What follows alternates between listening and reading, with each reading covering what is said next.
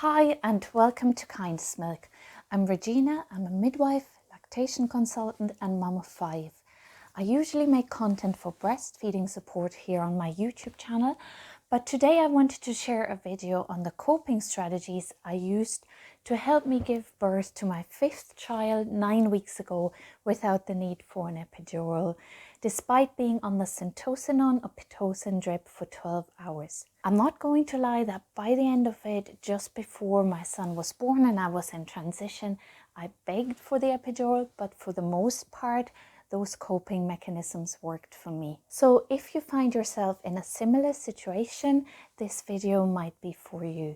At this point, I have to give a quick disclaimer that although I am a midwife, I'm just sharing my own personal experience, and that before you apply anything mentioned in this video, do check with your own healthcare provider whether you're okay to do so. Before we get into it, I just wanted to give you a little bit of background information. So my first 2 babies were born in a birth center with intermittent monitoring. I was very mobile, I could move around, and I could use the bathtub as a pain relief option as well.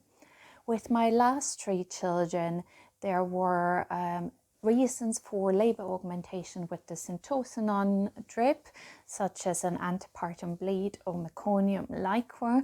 So my babies needed continuous monitoring, which restricted my movement to some degree through the fetal monitor. With my 5th baby, Daniel, who was born in September, I was 39 weeks pregnant when my waters broke. There was a big gush, so the waters had definitely gone.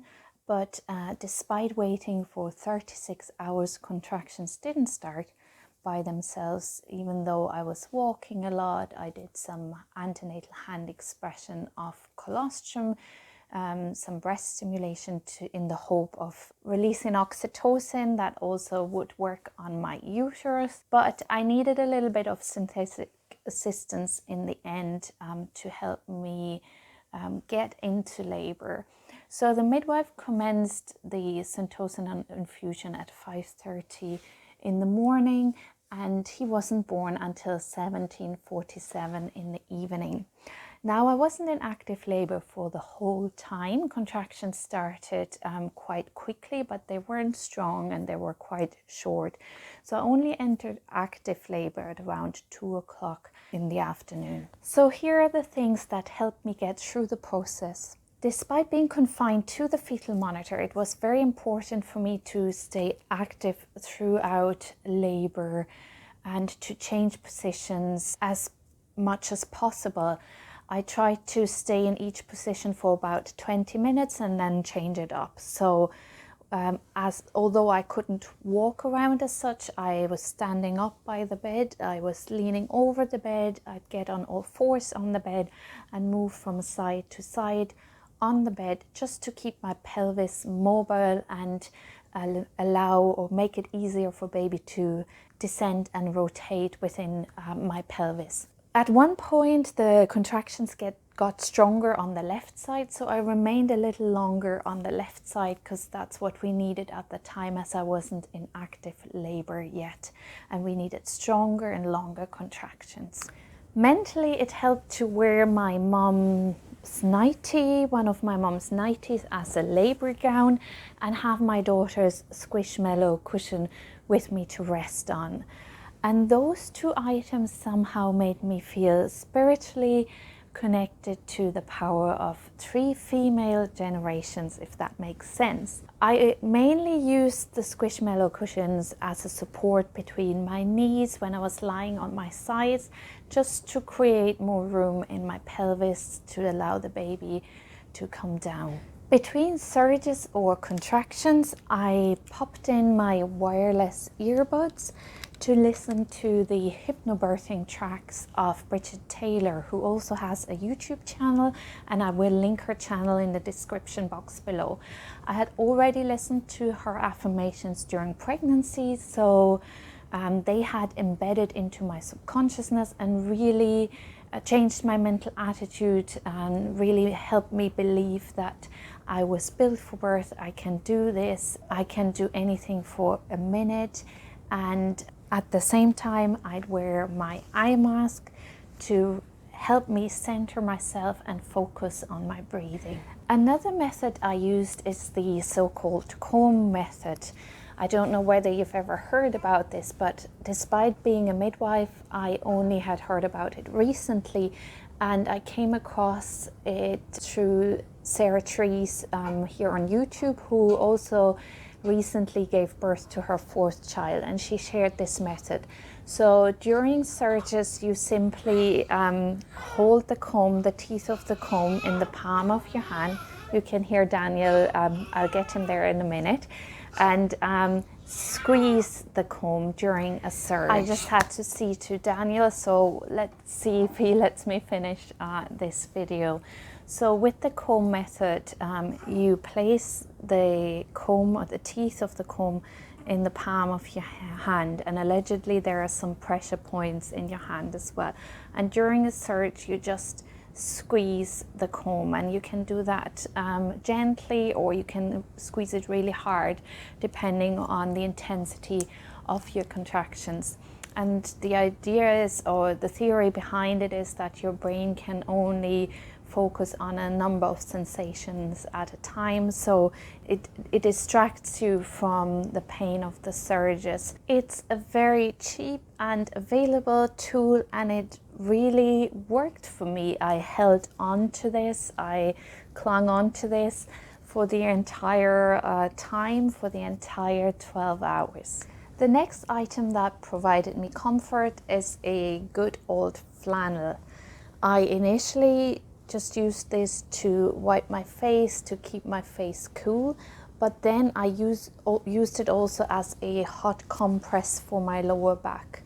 As labor progressed, I had a lot of lower back pain, and in previous labors with my 2nd and 3rd child, I also used the TENS machine on my back. But this time, because I was being continuously, or the baby was continuously monitored, I had the CTG belts around me that already were quite tight on my lower back. So I didn't want the pads of the TENS machine sticking there as well. I think I would have found that irritating. So I wanted a hot compress for my lower back, and I had this hot cold pad with me that can be warmed up in the microwave. But unfortunately, due to renovation works and building works on the labor ward, we couldn't warm this up in the microwave. So I just put warm water and on the flannel and applied it to my lower back, and that was really soothing and helped with that back labor. When I noticed that I started to feel downward pressure, I applied a few drops of this essential oil. It is called Transition of Labor.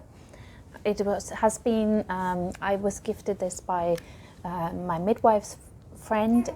It's been compounded by a colleague of hers. It contains frankincense and Boswellia carteri. I just inhaled that and it provided me with comfort.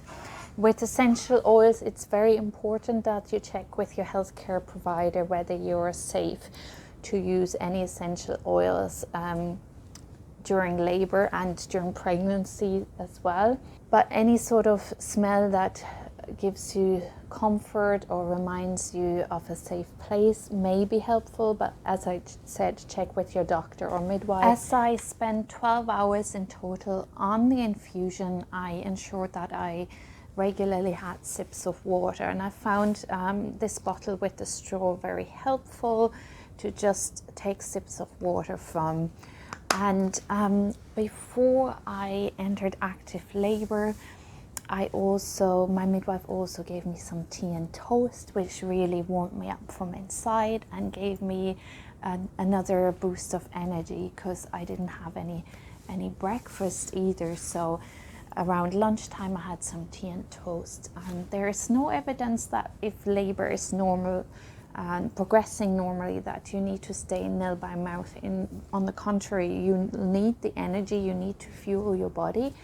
But depending on how labor is going and how well your baby is coping, your provider may ask you not to eat during labor, especially if there are signs that baby is starting to not cope so well with the contractions. Once I was in established labor, I also used the gas and air, which really relaxed me and took the edge off the pain.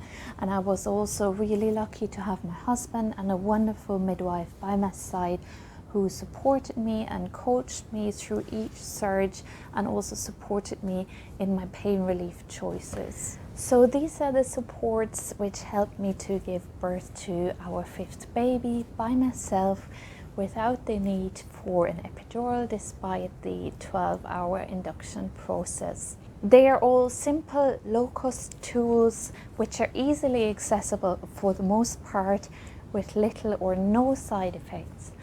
I hope you found this video helpful and that some of these measures can help you have a positive birth experience too. If you're interested in finding out more about breastfeeding and postpartum, subscribe to my channel. I'd love to have you. Bye for now.